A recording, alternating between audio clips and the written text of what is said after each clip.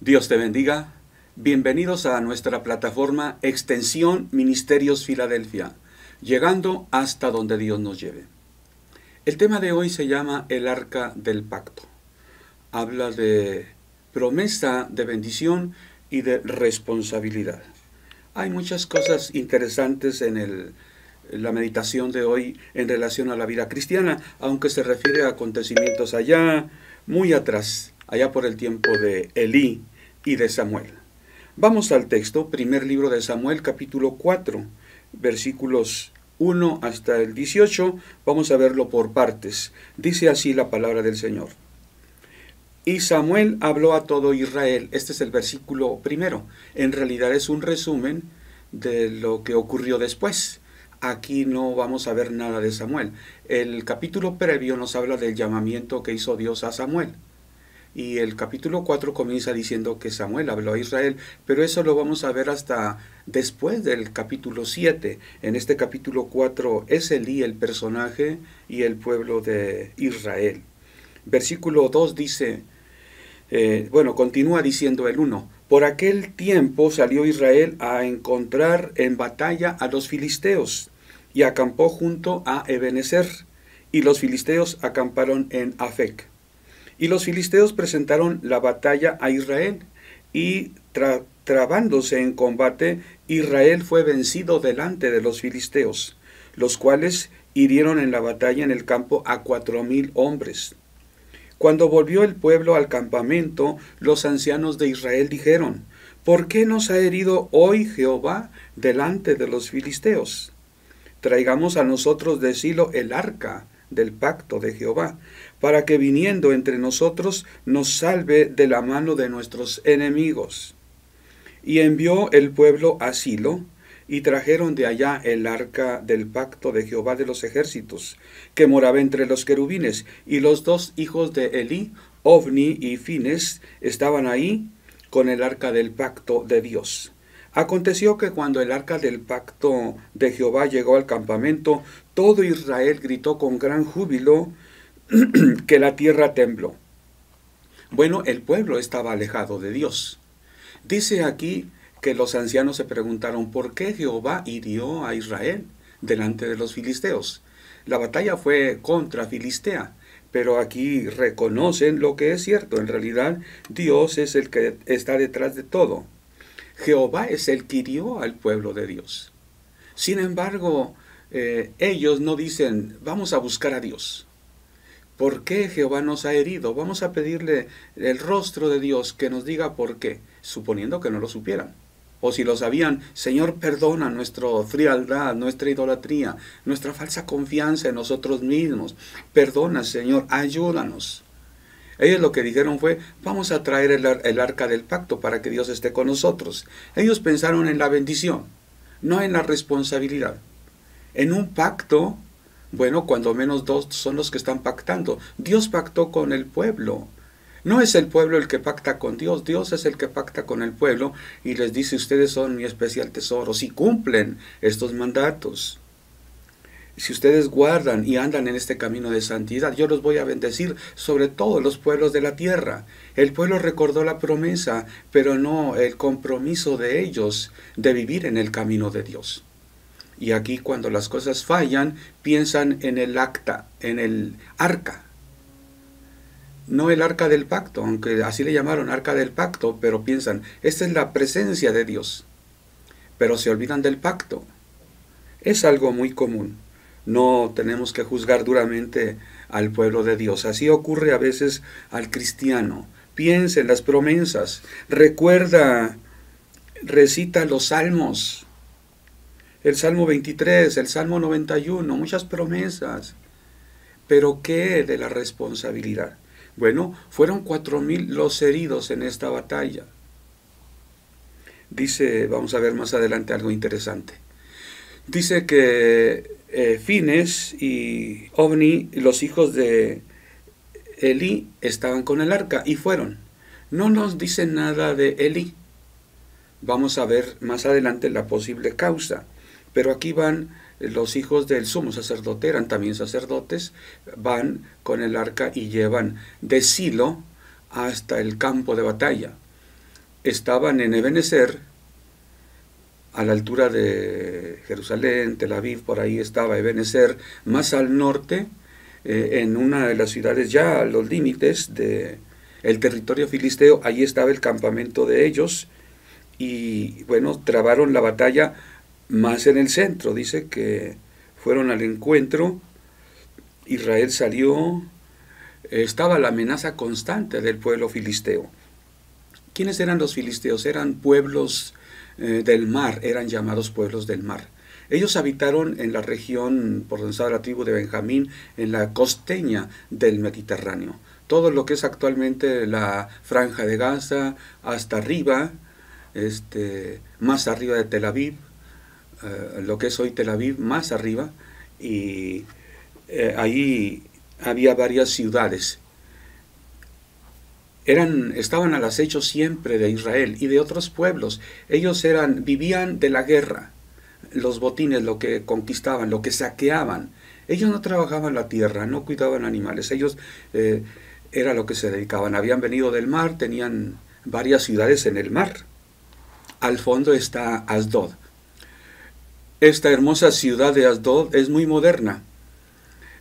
Vemos ahí en este monumento que se ven velas de barcos. Ellos tenían muchas embarcaciones, había ciudades. Está Asdod aquí en el Mediterráneo, más al sur está Ascalón, otra ciudad portuaria también. Actualmente en estas ciudades hay restos de la cultura filistea, restos de la cultura judía, restos de la cultura otomana. Y bueno, es una ciudad actualmente muy moderna, muy próspera, muy hermosa realmente. Bueno, estas velas recuerdan la gloria filistea, los pueblos del mar, y eran guerreros. De hecho, cuando el pueblo de Dios fue llevado de Egipto a la tierra prometida, dice la palabra de Dios que no lo llevó por tierra de los filisteos, que era el lugar más cercano, cerquita del Mediterráneo. Podrían haber ido del delta del Nilo hasta llegar a la tierra prometida. Rodearon por el desierto. Los filisteos eran pueblos guerreros, y aquí los vemos haciendo guerra contra Israel. Dios prometió que el pueblo iba a estar protegido, iba a ser su pueblo, pero el pueblo se olvidó de Dios. Aquí están librando batalla. 4,000 heridos. Vamos a traer el arca, dijeron los ancianos. Aquí no hay palabra de Elí, aunque era el sumo sacerdote. No hay palabra de Ovni ni de Fines tampoco. Simplemente ellos van, llevan el arca y dicen, aquí estamos, ¿para qué somos buenos? Bueno, vamos a ver que fueron buenos para nada. Dice Santiago, pedís y no recibís, porque pedís mal, para gastar en vuestros delitos, en vuestros deleites, en vuestras pasiones. Los hijos de Elí tenían un sacerdocio corrupto. Ellos dormían con las mujeres que velaban a la puerta del tabernáculo. Ellos comían lo que no correspondía de los sacrificios que presentaba la gente. Dice la palabra que con un garfio tomaban las porciones que eran para el sacerdote, para comerlos, ya cuando estaban cocidas, cuando estaban presentándose las ofrendas. Y dice que ellos llegaban y querían la carne cruda. El oferente decía, es que todavía no, debe ser cocida la carne que es para ustedes, para el sacerdote. Y ellos decían, danos la cruda, o si no te la quitamos a la fuerza. Profanaban las ofrendas para Dios. Era algo terrible. Entonces, si esto hacían los sacerdotes, hijos de Elí, ¿qué haría el pueblo viendo semejante ejemplo?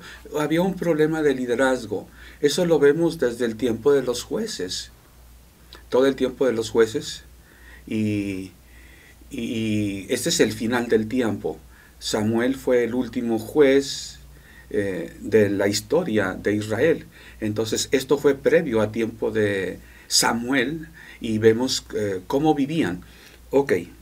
El pueblo de Israel sufre, los ancianos se les ocurre la solución, hay que traer el arca. Y dice la palabra de Dios que cuando llegó el arca, el pueblo gritó, ¡ah, viva Dios, Jehová está con nosotros! Bien espirituales, ¿verdad? Cuando el cristiano está muy contento, canta, grita, danza, salta, y parece que somos muy espirituales cuando estamos así. El pueblo de Dios pareciera muy espiritual, muy contento. Gritó tanto que hasta tembló, sintieron que tembló el lugar ahí. Pero estaban lejos de Dios. Podemos danzar, podemos gritar, podemos saltar, podemos hacer que tiemble la tierra. Y sin embargo, no llegar al cielo nuestras oraciones. Y es lo que ocurrió con el pueblo de Dios, tristemente, en esta ocasión. Dice la palabra del Señor, versículo 6. Cuando los filisteos oyeron la voz de júbilo de los judíos, dijeron: ¿qué voz de gran júbilo es esta del campamento de los judíos, de los hebreos? Y supieron que el arca de Jehová había sido traída al campamento. Y los filisteos tuvieron miedo porque decían: ha venido Dios al campamento. Y dijeron: ay de nosotros, pues antes de ahora no fue así. Ay de nosotros, ¿quién nos librará de la mano de los dioses hebreos? Y bueno, no cabe duda el temor tremendo que tenían. Esforzaos, oh filisteos, y sed hombres, para que no sirváis a los hebreos, pues, como ellos os han servido a vosotros. Sed hombres y pelead. Pelearon pues los filisteos, e Israel fue vencido, y huyeron cada cual a sus tiendas. Y fue hecha muy grande mortandad, pues cayeron de Israel 30,000 hombres de a pie. ¡Qué terrible! Antes habían caído 4, sin el arca. Trajeron el arca y cayeron 30,000. Entonces, ¿qué pasó? Jehová hirió al pueblo de Israel frente a los filisteos. Jehová usó a los filisteos para que se dieran cuenta que si andaban mal, iban a acabar mal. Ellos no se volvieron a Dios. Más adelante, bajo la dirección de Samuel, es que el pueblo vuelve al camino de Dios. El pueblo necesita líderes que los orienten conforme a la palabra. Esto es muy importante, porque el día de hoy, en aras del ministerio de todo creyente, hay veces que hasta mengua el ministerio del pastor. Todos somos ministros. Yo recuerdo cuando en el seminario, esa era la moda. Todos somos ministros y el pastor es uno entre otros. Uno entre tantos ministros. Él es el ministro que le toca predicar. Pero en todos está el Espíritu de Dios, todos somos ministros, correcto. Pero siempre hace y hará falta un liderazgo. Desde uno de los hijos de Adán que tomó el liderazgo y fue profeta, Abel. Bueno, en el Nuevo Testamento encontramos el liderazgo también. Primero el Señor puso apóstoles, luego profetas, evangelistas, pastores, maestros. ¿Quiénes son estos? Líderes que mantienen unida la iglesia, el cuerpo de Cristo, a fin de perfeccionar el cuerpo de Cristo. El cuerpo de Cristo está listo para hacer muchas cosas, pero necesita completarse. Tiene su fe. Hay que añadir a su fe virtud, conocimiento, amor, dominio propio, y para eso hace falta un liderazgo centrado en la palabra de Dios, firme en llevar al pueblo por donde debe de ser. El contraste lo encontramos con el sacerdocio de Elí. Vemos lo que fue Elí y lo que fue Samuel. Samuel los guió, los llevó con un corazón tremendamente grande y hermoso, llevó al pueblo nuevamente a Dios. Lo vemos cómo lloró a Dios por Saúl, que había caído de la gracia de Dios. Bueno, la próxima semana vamos a hablar un poco más de Samuel, pero aquí lo vemos el contraste. Aquí estamos diciendo la importancia del liderazgo que Elí había perdido. El líder de los filisteos dice: filisteos, vamos a pelear, sean hombres, no sea que vayamos nosotros a servir a los hebreos como ellos nos sirven ahorita. Vamos a pelear. Y fue suficiente el fervor humano, el esfuerzo humano para derrotar al pueblo de Dios, que tenía el arca del pacto. Sí, tenía el arca del pacto, pero había olvidado el pacto. El objeto es algo hermoso. Ahí había querubines que hablaban, salvaguardaban la presencia de Dios. Pero la presencia de Dios no estaba en el arca. La presencia de Dios está cuando el pueblo anhela la comunión con Dios. Rechaza, aborrece el pecado. Cuando se cae en pecado se arrepiente y busca la comunión con Dios. Entonces el pueblo estaba un poquito desviado en sus apreciaciones, cómo resolver los problemas que tenemos. De manera humana, dijeron el arca. Ok, el versículo 11 dice, y el arca fue tomada, y muertos los dos hijos de Elí, Ofni y Fines. Y corriendo de la batalla, un hombre de Benjamín llegó el mismo día a Silo, roto sus vestidos y tierra sobre su cabeza. Y cuando llegó, he aquí que Elí estaba sentado en una silla, vigilando junto al camino, porque su corazón estaba temblando por causa del arca de Dios. Llegando pues aquel hombre a la ciudad, y dando las nuevas, toda la ciudad gritó. Cuando Elí oyó el estruendo de la gritería, dijo, ¿qué estruendo de alboroto es este? Y aquel hombre vino a prisa y dio las nuevas a Elí. Bueno, aquí vemos, decía, lo terrible. El arca fue tomada. Los hijos de Elí, Ofni y Fines murieron. Fueron a darle la nueva a Elí. Cuando el pueblo supo lo que pasaba, gritó también, otra vez gritó. Pero ahora de confusión, de dolor, de tristeza. Qué terrible confusión había. Elí dijo, pues ¿qué pasa? Esta gritería. Elí estaba en una silla, ¿lo puedes imaginar? Estaba vigilando junto al camino. Él estaba temblando por el arca. Aquí no aparece que él haya dicho su opinión respecto al arca, porque se la llevan. Vamos a orar, vamos a ofrecer sacrificios, expiación por el pecado, pedir que Dios nos guíe. Simplemente fue testigo que se llevaron el arca. Él era el sumo sacerdote. Él era la autoridad espiritual. Él podía decir, vamos a hacer esto y esto y esto. No dijo nada. Ahora está temblando sentada en una silla. Así como los padres el día de hoy están por ahí sentados o medio acostados en la cama, pero se dan vuelta de un lado, se dan vuelta del otro, no duermen, están esperando que llegue su hijo. Las 12 de la noche, la 1 de la mañana, las 2, las 3 no llega y el papá no duerme o la mamá no duerme. La falta de autoridad de los padres.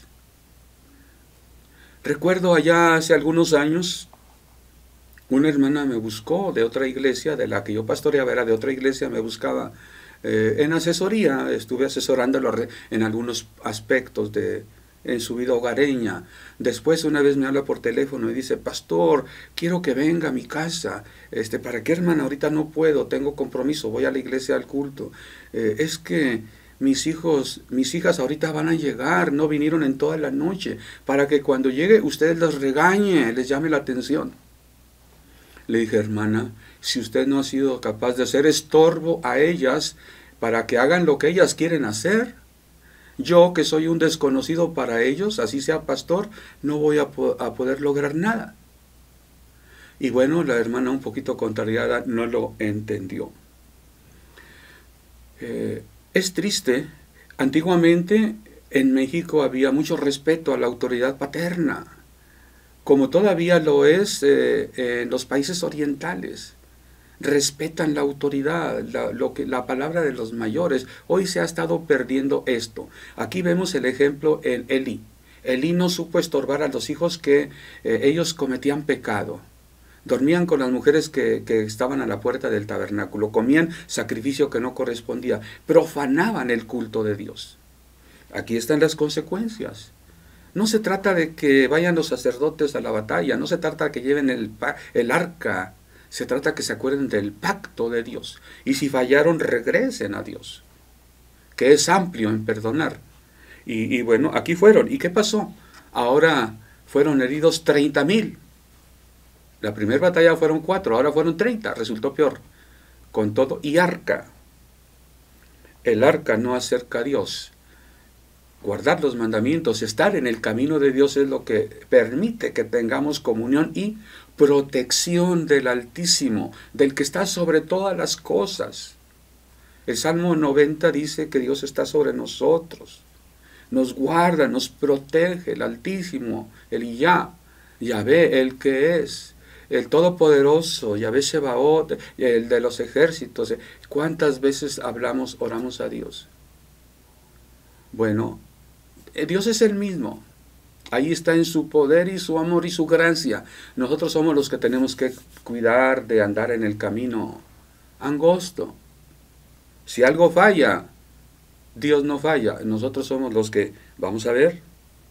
Ok, Dice el versículo 15, era ya Elí de edad de 98 años y sus hijos y sus ojos se habían oscurecido, de modo que no podía ver. Dijo aquel hombre a Elí, yo vengo de la batalla, he escapado hoy del combate. Y Elí dijo, ¿qué ha acontecido, hijo mío?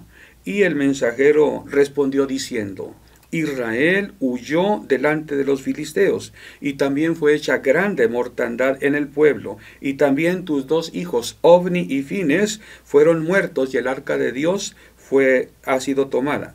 Y aconteció que cuando él hizo mención del arca de Dios, Elí cayó hacia atrás de la silla, al lado de la puerta, y se desnucó y murió, porque era hombre viejo y pesado, y había juzgado a Israel 40 años.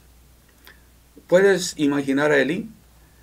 Pesado, viejo, ya prácticamente ciego. Me llama la atención que juzgó a Israel durante 40 años. 40 es símbolo representa una generación. Es como si estuviera diciendo, terminó su periodo, terminó su ministerio. Así como todo termina, un gobernante termina su periodo 3, 4 años, un presidente 6 años. Así, cuando alguien gobernaba, reinaba, juzgaba 40 años, se podría decir que cumplió todo su periodo. Había algunos que gobernaron más tiempo, reinaron más tiempo, pero 40 es la norma. Podemos decir que hizo un ministerio completo, en tiempo, pero no en efectividad. El hecho de que ya estuviera viejo, pesado, prácticamente ciego, seguramente estaba muy limitado en sus funciones. Tal vez por eso no fue a la batalla. Pero bueno, todavía tenía voz, todavía vivía, todavía debiera ejercer autoridad, que no lo hizo. Dejó que las cosas ocurrieran así, solas, por sí solas, así como surgieran. Y bueno, estos son los resultados. Creo yo que en parte Dios tuvo cierta misericordia con él. Como que es un poco triste el relato. Al oír la noticia se cayó de la silla y se desnucó. Bueno, no sufrió Elí, el anciano Elí, salvo en su corazón de saber que sus hijos habían muerto, conforme Dios le había dicho, por boca de un varón de Dios y por boca de Samuel. Elí esperaba esto realmente, tarde que temprano ocurriría. Cuando sucedió y se enteró, se cayó y se desnucó. No hubo sufrimiento físico, murió. Después de todo era siervo de Dios, el Señor tuvo misericordia de él y se lo llevó. Terminó su ministerio. ¿Cómo terminará el ministerio de cada uno de los que servimos a Dios?